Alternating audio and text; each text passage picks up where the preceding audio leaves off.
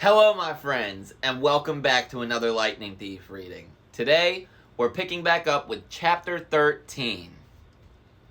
I Plunge to My Death. We spent 2 days on the Amtrak train, heading west through hills, over rivers, past amber waves of grain. We weren't attacked once, but I didn't relax.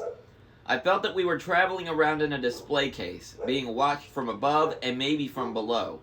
That something was waiting for the right opportunity. Just the camera. Y'all can probably hear my dogs barking in the back, too. Alright, here we go. I tried to keep a low profile because my name and picture were splattered over the front pages of several East Coast newspapers. The Trenton Register News showed a photo taken by a tourist as I got off the Greyhound bus. I had a wild look in my eyes. My sword was a metallic blur in my hands. It might have been a baseball bat or a lacrosse stick. The picture's caption read, 12-year-old Percy Jackson, wanted for questioning in the Long Island disappearance of his mother 2 weeks ago, is shown here fleeing from the bus where he accosted several elderly female passengers. The bus exploded on an East New Jersey roadside shortly after Jackson fled the scene. Based on eyewitness accounts, police believe the boy may be traveling with 2 teenage accomplices. His stepfather, Gabe Ugliano, has offered a cash reward for information leading to his capture. Don't worry, Annabeth told me. Mortal police could never find us. But she didn't sound so sure. The rest of the day I spent alternately pacing the length of the train because I had a really hard time sitting still, or looking out the windows. Once I spotted a family of centaurs galloping across a wheat field, bows at the ready as they hunted lunch. The little boy centaur, who was the size of a second grader on a pony, caught my eye and waved. I looked around the passenger car, but nobody else had noticed. The adult riders all had their faces buried in laptop computers or magazines. Dude, imagine if on long road trips when you're driving and you would see horses and stuff in fields and all that. Imagine if that was actually centaur families and stuff. That'd be pretty cool. That'd be pretty cool. That'd be pretty cool. To go as I repeat that for the 4th time in a row because I can't think of anything else to say. Another time toward evening, I saw something huge moving through the woods. I could have sworn it was a lion, except that lions don't live wild in America. And this thing was the size of a Hummer. Its fur glinted gold in the evening light. Then it leapt through the trees and was gone. You're gonna end up fighting that in 2 years, Percy. I hope you know that. Say, that was 100% the Nemean lion. Barking dog in the background. Then what? Don't tell me the dogs barking were cutting everything out, please. Please tell me you could still hear me over the barking dogs. Dang, we dropped to 21 viewers. What happened? Did I do something? What the? It's a Friday night. I mean, okay, dogs barking is fine. We can hear. Okay, cool. I was afraid. Because if y'all are picking up on my sandwich and chip crunching, it would not shock me at all if, what's it called, y'all were getting overpowered by that. But okay. Okay. Where'd I leave off? Here we go. Our reward money for returning Gladiola the poodle had only been enough to purchase tickets as far as Denver. We couldn't get berths in the sleeper car, so we dozed in our seats. My neck got stiff. I tried not to drool in my sleep since Annabeth was sitting right next to me. 60! What the fuck? We hit 60 people. We hit 60 people. Yes! Alright. I'm okay.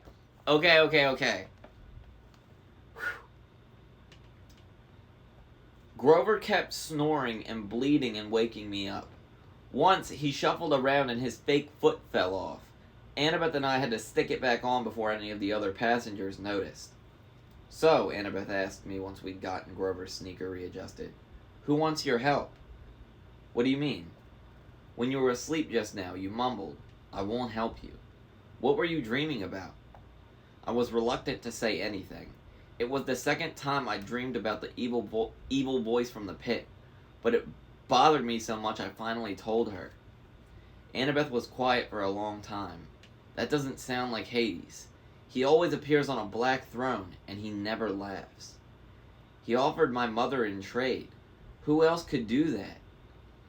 I guess if he meant help me rise from the underworld, if he wants war with the Olympians. But why ask you to bring him the Master Bolt if he already has it?" Sorry, I got lost there. I shook my head, wishing I knew the answer. I thought about what Grover had told me, that the Furies on the bus seemed to have been looking for something. Where is it? Where? Maybe Grover sensed my emotions. He snorted in his sleep, muttered something about vegetables, and turned his head. Annabeth readjusted his cap so it covered his horns. "Percy, you can't barter with Hades. You know that, right? He's deceitful, heartless, and greedy. I don't care if his kindly ones weren't as aggressive this time." "This time?" I asked. "You mean you've run into them before?" Her hand crept up to her necklace. She fingered a glazed white bead painted with the image of a pine tree, one of her clay end-of-summer tokens. "Let's just say I've got no love for the Lord of the Dead. You can't be tempted to make a deal for your mom." "What would you do if it was your dad?" "That's easy," she said. "I'd leave him to rot." "You're not serious." Annabeth's gray eyes fixed on me. She wore the same expression she'd worn in the woods at camp the moment she drew her sword against the hellhound. "My dad's resented me since the day I was born, Percy," she said. "He never wanted a baby. When he got me, he asked Athena to take me back and raise me on Olympus because he was too busy with his work. She wasn't happy about that. She told him heroes had to be raised by their mortal parent. But how? I guess you weren't born in a hospital. I appeared on my father's doorstep in a golden cradle, carried down from Olympus by Zephyr the west wind. You'd think my dad would remember that as a miracle, right? Like maybe he'd take some digital photos or something. Jesus, there's that 2005 shining through. Digital photos? Jesus. But he always talked about my arrival as if it were the most inconvenient thing that had ever happened to him. When I was 5, he got married and totally forgot about Athena. He got a regular mortal wife and had 2 regular mortal kids and tried to pretend I didn't exist. I stared out the train window. The lights of a sleeping town were drifting by. I wanted to make Annabeth feel better, but I didn't know how. My mom married a really awful guy, I told her. Grover said she did it to protect me, to hide me in the scent of a human family. Maybe that's what your dad was thinking. Annabeth kept worrying at her necklace. She was pinching the gold college ring that hung with the beads. It occurred to me that the ring must be her father's. I wondered why she wore it if she hated him so much. He doesn't care about me, she said. His wife, my stepmom, treated me like a freak. She wouldn't let me play with her children. My dad went along with her. Whenever something dangerous happened, something with monsters, they would both look at me resentfully, like, how dare you put our family at risk? Finally, I took the hint. I wasn't wanted. I ran away. How old were you? Same age as when I started camp. 7. But you couldn't have gotten all the way to Half-Blood Hill by yourself. Not alone, no. Athena watched over me, guided me toward help. I made a couple of unexpected friends who took care of me, for a short time anyway. I wanted to ask what happened, but Annabeth seemed lost in sad memories. So I listened to the sound of Grover snoring and gazed out the train windows as the dark fields of Ohio raced by. Toward the end of our second day on the train, June 13th, 8 days before the summer solstice, we passed through some golden hills and over the Mississippi River into St. Louis. Annabeth craned her neck to see the gateway arch, which looked to me like a huge shopping bag handle stuck on the city. I want to do that, she sighed. What? I asked. Build something like that. You ever see the Parthenon, Percy? Only in pictures. Someday I'm going to see it in person. I'm going to build the greatest monument to the gods ever. Something that'll last 1,000 years. I laughed. You? An architect? I don't know why, but I found it funny. Just the idea of Annabeth trying to sit quietly and draw all day. Her cheeks flushed. Yes, an architect. Athena expects her children to create things, not just tear them down like a certain god of earthquakes that I could mention. That literally never occurred to me. That children of Athena would be crafts people, would be people that would build things, create things, and that Poseidon, the god of earthquakes and sea storms, would be responsible for destroying some of those creations. That literally never clicked in my head. That never hit me. I was totally oblivious to that. Like, that aspect of their beef. Bro. What? That's crazy. That's really funny, actually. That's really slick. Dude, Rick is sharp as a nut. Like, Rick is the sharpest knife in the drawer when it comes to these little mythology Easter eggs and, like, connections and stuff. He is slick with it, dude. Oh my god. Alright. Let's go. Where'd I leave off? Okay. There we go, okay. I watched the churning brown water of the Mississippi below. Sorry, Annabeth said. That was mean. Can't we work together a little? I pleaded. I mean, didn't Athena and Poseidon ever cooperate? Annabeth had to think about it. I guess the chariot, she said tentatively. My mom invented it, but Poseidon created horses out of the crests of waves, so they had to work together to make it complete. Then we can cooperate too, right? We rode into the city, Annabeth watching as the arch disappeared behind a hotel. I suppose, she said at last. We pulled into the Amtrak station downtown. The intercom told us we'd have a 3-hour layover before departing for Denver. Grover stretched. Before he was even fully awake, he said, food. Come on, goat boy, Annabeth said. Sightseeing. Sightseeing? The Gateway Arch, she said. This may be my only chance to ride to the top. Are you coming or not? Grover and I exchanged looks. I wanted to say no, but I figured that if Annabeth was going, we couldn't very well let her go alone. There's that loyalty showing through. Percy, your fatal flaw is showing. Grover shrugged. As long as there's a snack bar without monsters. The arch was about a mile from the train station. Late in the day, the lines to get in weren't that long. We threaded our way through the underground museum, looking at covered wagons and other junk from the 1800s. It wasn't all that thrilling, but Annabeth kept telling us interesting facts about how the arch was built, and Grover kept passing me jelly beans, so I was okay. I kept looking around, though, at the other people in line. You smell anything? I murmured to Grover. He took his nose out of the jelly bean bag long enough to sniff. Underground, he said distastefully. Underground air always smells like monsters. Probably doesn't mean anything. Oh, if only. But something felt wrong to me. Oh, but I gotta mention when I do that. That if only comment, that was me. That was me. Yeah. So, I always do that. Like, I'll make an offhanded remark, and then I almost forget to, let it be known that that was not written in the book. That was just a personal little... Anyway. But something felt wrong to me. I had a feeling we shouldn't be here.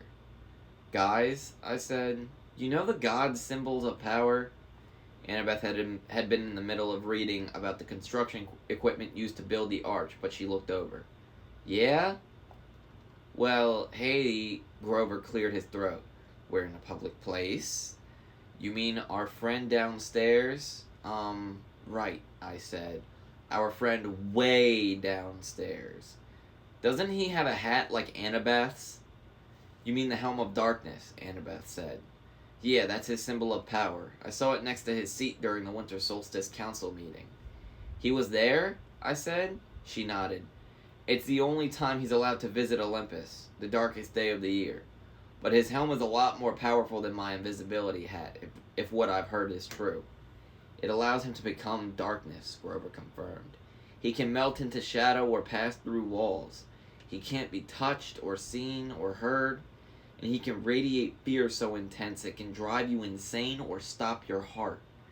Why do you think all rational creatures fear the dark? But then, how do we know he's not here right now, watching us? I asked. Annabeth and Grover exchanged looks. We don't, Grover said. Thanks. That makes me feel a lot better, I said. Got any blue jelly beans left? I'd almost mastered my jumpy nerves when I saw the tiny little elevator car we were going to ride to the top of the arch, and I knew I was in trouble. I hate confined spaces. They make me nuts. I wonder if that's a Poseidon thing. Because, confined space is water. The ocean, the sea, is a very expansive thing, right? It stretches for miles and miles, covers 72% of the Earth's, surface. I wonder if, that confined feeling makes Percy uncomfortable because he's a son of Poseidon, It's confining the ocean to, a saltwater pool or something like that. The seas aren't meant to be contained. It's meant to be, free and stuff. Yeah. So, I wonder if Percy being in a tight space is reflective of that. The ocean is always free. So, yeah. Okay, anyway. Back to it. Here we go. We got shoehorned into the car with this big fat lady and her dog. Sorry, big fat lady made me laugh. I'm sorry. And her dog. A chihuahua with a rhinestone collar. I figured maybe the dog was a seeing-eye chihuahua because none of the guards said a word about it. We started going up inside the arch. I'd never been in an elevator that went in a curve, and my stomach wasn't too happy about it. No parents? The fat lady asked us. She had beady eyes, pointy, coffee-stained teeth, a floppy denim hat, and a denim dress that bulged so much that she looked like a blue jean blimp. Jesus. There's no way that Rick, because Rick, I'm pretty sure, was an English teacher. And obviously a father as well. Rick definitely talked to his children and to his students about insults that a 12-year-old would use against a grown-up and stuff. I know I've said that before. I think I said that in the first stream. But, dude, these insults are great. These insults are top tier. They're below, Annabeth told her, scared of heights. Oh, the poor darlings, the Chihuahua growled. The woman said, Now, Sonny, behave. The dog had beady eyes like its owner, intelligent and vicious. I said, Sonny, is that his name? No, the lady told me. She smiled as if that cleared everything up. At the top of the arch, the observation deck reminded me of a tin can with carpeting. Rows of tiny windows looked out over the city on one side and the river on the other. The view was okay, but if there's anything I like less than a confined space, it's a confined space 600 feet in the air. I was ready to go pretty quick. Annabeth kept talking about structural supports and how she would have made the windows bigger and designed a see-through floor. She probably could have stayed up there for hours, but luckily for me the park ranger announced that the observation deck would be closing in a few minutes. I steered Grover and Annabeth toward the exit, loaded them into the elevator, and I was about to get in myself when I realized there were already 2 other tourists inside. No room for me. The park ranger said, Next car, sir. We'll get out, Annabeth said. We'll wait with you. But that was going to mess everybody up and take even more time, so I said, Nah, it's okay. I'll see you guys at the bottom. Grover and Annabeth both looked nervous, but they let the elevator door slide shut. Their car disappeared down the ramp. Now the only people left on the observation deck were me, a little boy with his parents, the park ranger, and the fat lady with her chihuahua. I smiled uneasily at the fat lady. She smiled back, her forked tongue flickering between her teeth. Wait a minute. Forked tongue? Before I could decide if I'd really seen that, her chihuahua jumped down and started yapping at me. Now, Sonny, the lady said. Does this look like a good time? We have all these people here. Doggy, said the little boy. Look, a doggy. His parents pulled him back. The chihuahua bared his teeth at me, foam dripping from his black lips. Well, son, the fat lady sighed. If you insist. Ice started forming in my stomach. Did you just call that chihuahua your son? Chimera, dear, the fat lady corrected. Not a chihuahua. It's an easy mistake to make. She rolled up her denim sleeves, revealing that the skin of her arms was scaly and green. When she smiled, I saw that her teeth were fangs. The pupils of her eyes were sideways slits like a reptile's. The chihuahua barked louder, and with each bark it grew, first to the size of a Doberman, then to a lion. The bark became a roar. The little boy screamed. His parents pulled him back toward the exit, straight into the park ranger who stood paralyzed, gaping at the monster. The chimera was now so tall its back rubbed against the roof. It had the head of a lion with a blood-caked mane, the body and hooves of a giant goat, and a serpent for a tail, a 10-foot-long diamondback growing right out of its shaggy behind. The rhinestone dog collar still hung around its neck, and the plate-sized dog tag was now easy to read. Chimera, rabid, fire-breathing, poisonous. If found, please call Tartarus. Extension 954. Bro. Tartarus has a phone number? That's gotta be Thanatos, right? Like, if something gets out that's not supposed to be out, and, like, you call Thanatos, and, like, Thanatos monitors the doors of death in Tartarus, right? Like, certainly you can't just dial up the primordial god of the pit, right?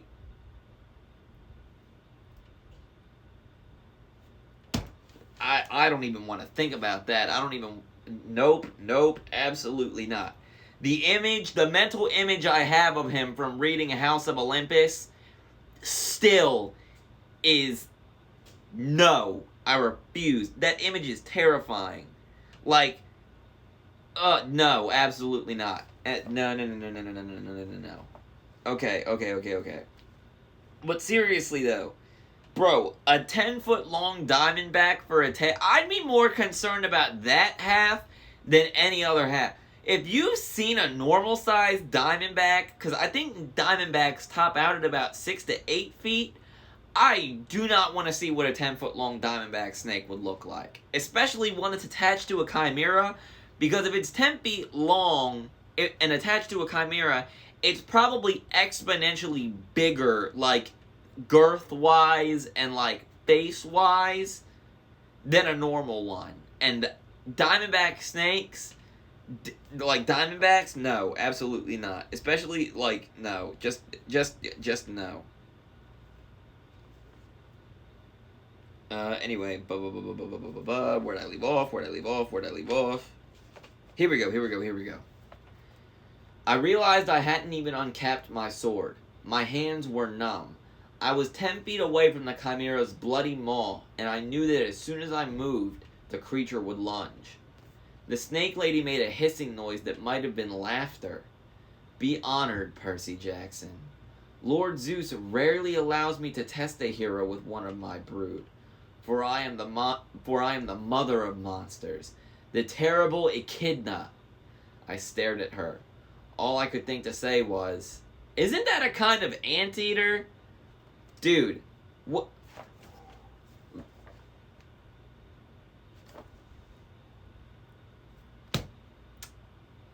Zeus sent her. It's been so long since I've read this book. Like, so many things are hitting me at once. Bro, Lord Zeus rarely allows me to test a hero with one of my brood. Zeus sent Echidna and the chimera after Percy. Bro. That Echidna wasn't even one of Hades's. Holy shit. That's unfortunate. Okay. She howled, her reptilian face turning brown and green with rage. I hate when people say that. I hate Australia naming that ridiculous animal after me. For that, Percy Jackson, my son shall destroy you. Bro, that's how you know Australia is not to be messed with. The mother of all monsters doesn't rock with Australia. You know how bad that is? That the lady that gives birth to, like, literal abominations from mythology, like literal fire-breathing animal hybrid creatures, doesn't rock with Australia. That's some crazy stuff. All I'm saying. If anybody in the chat is from the land down under, respect, because y'all are freaking crazy. Tough as nails, too. Okay. There we go. The chimera charged, its lion teeth gnashing. I managed to leap aside and dodge the bite. I ended up next to the family and the park ranger, who were all screaming now, trying to pry open the emergency exit doors. I couldn't let them get hurt. I uncapped my sword, ran to the other side of the deck, and yelled, "Hey, Chihuahua!" The chimera turned faster than I would have thought possible. Before I could swing my sword, it opened its mouth, emitting a stench like the world's largest barbecue pit, and shot a column of flames straight at me. I dove through the explosion. The carpet burst into flames. The heat was so intense it nearly seared off my eyebrows. Where I had been standing a moment before was a ragged hole in the side of the arch, with melted metal steaming around the edges. Great, I thought. We just blowtorched a national monument. Riptide was now a shining bronze blade in my hands, and as the chimera turned, I slashed at its neck.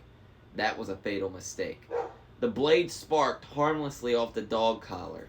I tried to regain my balance, but I was so worried about defending myself against the fiery lion's mouth, I completely forgot about the serpent tail until it whipped around and sank its fangs into my calf. My whole leg was on fire. I tried to jab Riptide into the chimera's mouth, but the serpent tail wrapped around my ankles and pulled me off balance, and my blade flew out of my hand, spinning out of the hole in the arch and down toward the Mississippi River. I managed to get to my feet, but I knew I had lost. I was weaponless. I could feel deadly poison racing up to my chest. I remembered Chiron saying that Anaklusmos would always return to me, but there was no pen in my pocket. Maybe it had fallen too far away. Maybe it only returned when it was in pen form. I didn't know, and I wasn't going to live long enough to figure it out. I backed into the hole in the wall.